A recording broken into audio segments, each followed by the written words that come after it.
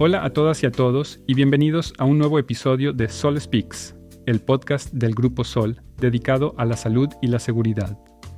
Hoy nos dirigimos sobre todo a los conductores de logística y a los técnicos y operadores de home care, que cada día llevan el oxígeno y la atención de Vivisol directamente al domicilio de los pacientes.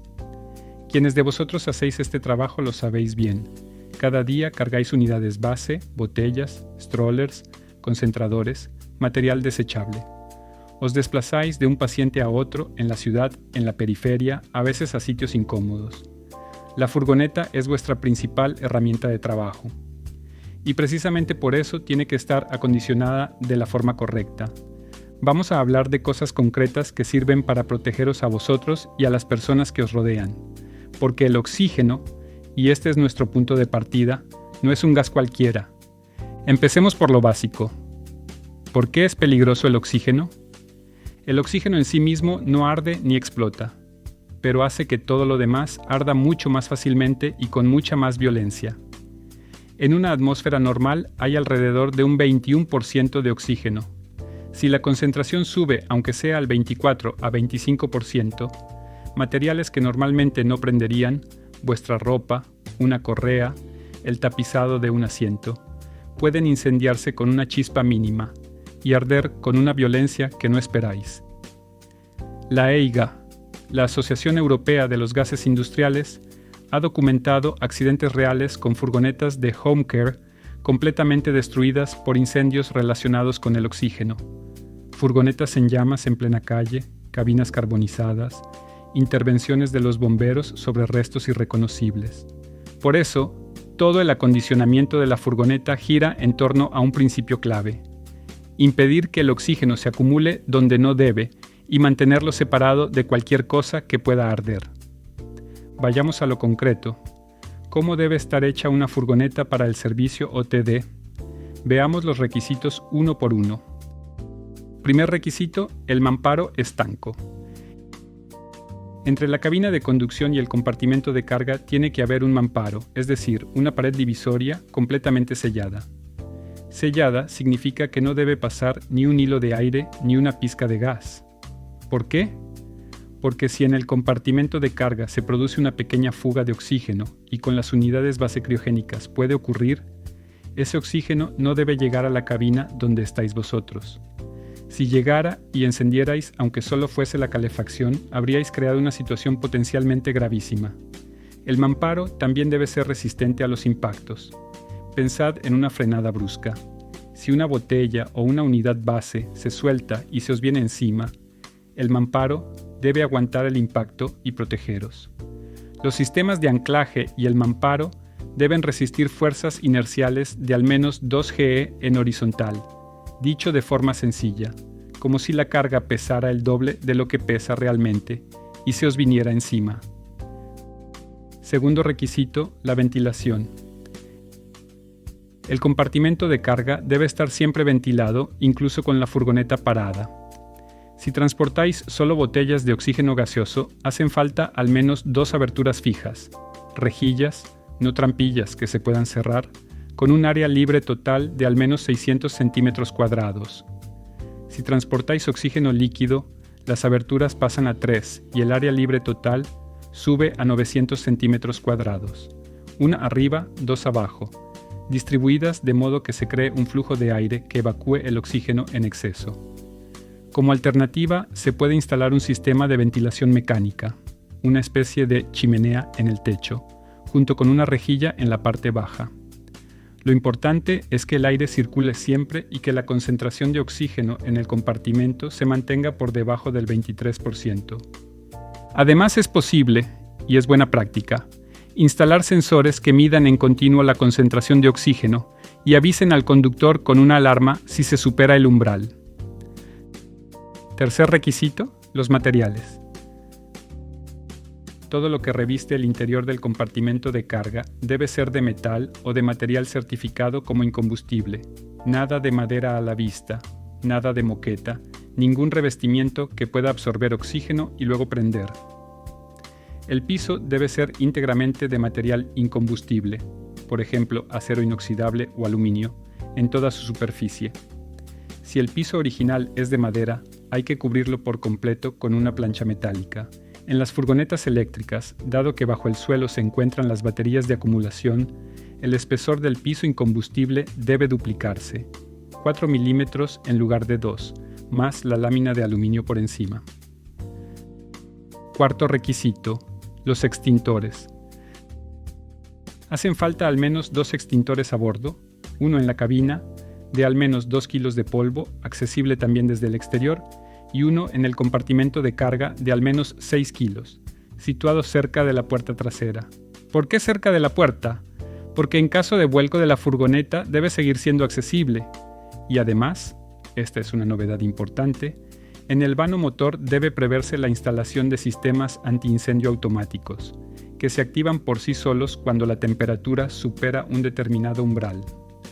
Varios accidentes han demostrado que el fuego se origina en el motor y luego se propaga a la cabina y al compartimento de carga. Contar con un sistema que intervenga de inmediato, antes incluso de que el conductor se dé cuenta, puede marcar la diferencia entre un conato de incendio manejable y un desastre. Quinto requisito: la seguridad de la carga. Todo lo que se encuentre en el compartimento de carga debe estar sujeto. Las unidades base deben fijarse con correas de trinquete o barras de bloqueo. Las botellas deben colocarse en soportes o cestas fijados al vehículo. Los plásticos desechables van en contenedores específicos. Los productos sanitarios deben tener alojamientos dedicados. No se pueden sujetar botellas y unidades base juntas con el mismo sistema. Deben ir separadas. Y todos los sistemas de anclaje deben contar con una certificación que acredite su resistencia a una solicitación de 2G, es decir, como se ha dicho antes, al doble del peso del material retenido por el sistema. ¿Por qué todo esto? Porque en una frenada de emergencia una unidad base de 40 kilos que se suelta se convierte en un proyectil, y si golpea otra botella o el mamparo, las consecuencias pueden ser gravísimas. Sexto requisito: señalización y dotaciones de seguridad. En la cabina y en el compartimento de carga, carteles de prohibido fumar bien visibles. A bordo debe haber siempre el botiquín de primeros auxilios, el triángulo, la linterna antichispa y el chaleco reflectante. Y un consejo práctico: quitad el encendedor de la cabina. Bien, ahora que sabemos cómo debe estar hecha la furgoneta, hablemos de las verificaciones. Porque una furgoneta bien acondicionada el primer día, si no se controla, al cabo de 6 meses, puede dejar de ser segura. La estanqueidad del mamparo debe verificarse con un ensayo específico. Se utiliza un generador de niebla. Se activa en la cabina durante al menos 30 minutos y se comprueba que no pase nada de niebla al compartimento de carga. Después se repite a la inversa, del compartimento hacia la cabina. Si pasa, aunque sea un hilo de niebla, hay que restablecer el sellado y repetir el ensayo. El ensayo debe realizarse en un centro autorizado y el acta con el resultado debe conservarse a bordo del vehículo o en el expediente técnico. Las verificaciones periódicas del compartimento de carga y del vehículo se recomiendan al menos cada 6 meses y comprenden el estado del piso y de las estanterías, el funcionamiento del sistema de ventilación, que las rejillas no estén obstruidas, el estado de las correas y de los sistemas de anclaje, el correcto funcionamiento de puertas y cerraduras, la eficiencia de la plataforma elevadora hidráulica si la hubiera, el estado de la instalación eléctrica y del alumbrado, la legibilidad y la integridad de la señalización interior y exterior, y el estado de los extintores, que deben llevar bien visible la fecha de la próxima inspección. Los controles diarios del conductor son igual de importantes.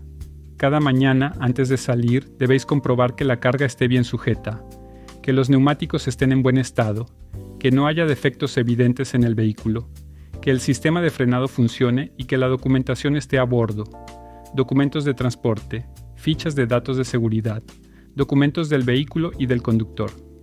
Si transportáis oxígeno líquido, comprobad además que las válvulas del depósito estén cerradas, que no haya fugas de gas, que la presión esté al menos un bar por debajo del valor de apertura de la válvula de seguridad y que no haya hielo anómalo en las paredes exteriores de los recipientes, lo que podría indicar una pérdida de vacío. Otra buena práctica: si la furgoneta ha estado parada mucho tiempo, durante la pausa de la comida o por la noche, con carga de oxígeno a bordo, antes de arrancar el motor, abrid todas las puertas del compartimento de carga y dejad ventilar al menos 3 minutos. Ventilad también la cabina de conducción. Esto reduce de forma significativa una eventual acumulación de oxígeno. Pasemos por último a un tema que afecta directamente a vuestra salud: la manipulación de cargas y las ayudas para la descarga. Una unidad base llena puede pesar más de 25 kilos. Una botella grande, incluso más. Levantar y desplazar estos pesos varias veces al día, bajar de la furgoneta, subirlos al piso del paciente, quizá un tercero sin ascensor, es un trabajo físicamente exigente, y si se hace mal, a la larga os destroza la espalda. Por eso, la furgoneta debe estar diseñada para facilitar estas operaciones. El compartimento de carga debe tener una altura que os permita estar de pie y trabajar sin doblaros. Cada puerta debe contar con un asidero seguro y un escalón bajo para subir y bajar de forma estable. Las ayudas disponibles para la descarga son de 3 tipos principales. Las primeras son los escalones o las plataformas de acceso, fijos o extraíbles, que reducen el desnivel entre el piso de la furgoneta y el suelo. Parecen algo banal, pero marcan una gran diferencia para las rodillas y para el equilibrio. Las segundas son las rampas, que os permiten deslizar hacia afuera los contenedores con ruedas sin tener que levantarlos. Las terceras son las plataformas elevadoras hidráulicas, los llamados trampillones. Son plataformas que descienden hasta el suelo y os permiten cargar y descargar las unidades base sin ningún esfuerzo de elevación. Para las entregas en pisos, la normativa recomienda el uso de carretillas subescaleras eléctricas cuando los pesos superan los 25 kilos en el caso de los hombres o los 20 kilos en el de las mujeres. El subescaleras eléctrico es una inversión que os ahorra accidentes y patologías musculoesqueléticas. Una última nota sobre las ayudas hidráulicas. Si la plataforma elevadora está en el interior de la furgoneta, su circuito hidráulico debe estar protegido de los vapores de oxígeno y mantenerse limpio. Cualquier fuga de aceite debe eliminarse de inmediato, porque el aceite en presencia de oxígeno enriquecido es un combustible peligrosísimo. Llegamos al último punto, fundamental: la formación. Cualquiera que conduzca una furgoneta para el servicio OTD, ya sea un empleado directo del grupo o un conductor de una empresa externa, debe haber recibido una formación específica. No basta con el permiso de conducir. Veamos qué debe comprender esta formación. En primer lugar, las nociones generales de salud y seguridad en el trabajo, y más en concreto, el uso correcto de los EPI, calzado de seguridad, guantes, prendas de manga larga, incluso en verano, para protegeros del contacto con los líquidos criogénicos, chaleco de alta visibilidad, eventual protección de la cabeza. Después, las nociones básicas del ADR, con especial atención al oxígeno: qué es, qué riesgos comporta, cómo debe transportarse. Luego, las reglas de sujeción de la carga, los procedimientos de carga y descarga, la manipulación manual correcta, y también la gestión de los extintores, el chequeo diario del vehículo, la conducción segura y defensiva, los riesgos de la distracción al volante y de la fatiga. Por último, y lo repetimos una vez más, la prohibición absoluta de fumar, también cigarrillos electrónicos, a bordo y en las inmediaciones del vehículo. A esta formación en seguridad se añaden contenidos operativos, el uso de los terminales para el registro de las entregas, las buenas prácticas de distribución de medicamentos, la farmacovigilancia y las normas GMP si realizáis operaciones de llenado. ¿Y quién debe impartir esta formación? La responsabilidad está clara. Si el operador es un empleado directo, la formación corre a cargo del empresario del grupo. Si el operador trabaja para una empresa externa, un transportista, un contratista, la formación corre a cargo del empresario de esa empresa. En ambos casos, el empresario debe garantizar que la formación se imparta antes de que la persona empiece a trabajar. No después, no cuando haya tiempo, antes. Resumamos los puntos clave de este episodio. La furgoneta para la oxigenoterapia domiciliaria no es una furgoneta cualquiera. Necesita un mamparo estanco certificado, un sistema de ventilación que impida la acumulación de oxígeno, materiales interiores incombustibles, extintores en la cabina y en el compartimento de carga, sistemas antiincendio automáticos en el vano motor, sistemas de anclaje certificados para toda la carga y la señalización correcta. Estos requisitos deben verificarse: ensayo del mamparo con generador de niebla, controles semestrales del vehículo, chequeo diario antes de cada turno. Para la descarga tenéis a vuestra disposición escalones, rampas y plataformas elevadoras hidráulicas. Usadlos, porque vuestra espalda os lo agradecerá. Y la formación es una obligación, no un extra. Tanto si sois empleados directos como si trabajáis para una empresa externa, vuestro empresario debe haberos formado sobre todos los riesgos específicos de esta actividad antes de poneros al volante. Cuidaos mucho y buen viaje a todos. Hasta el próximo episodio.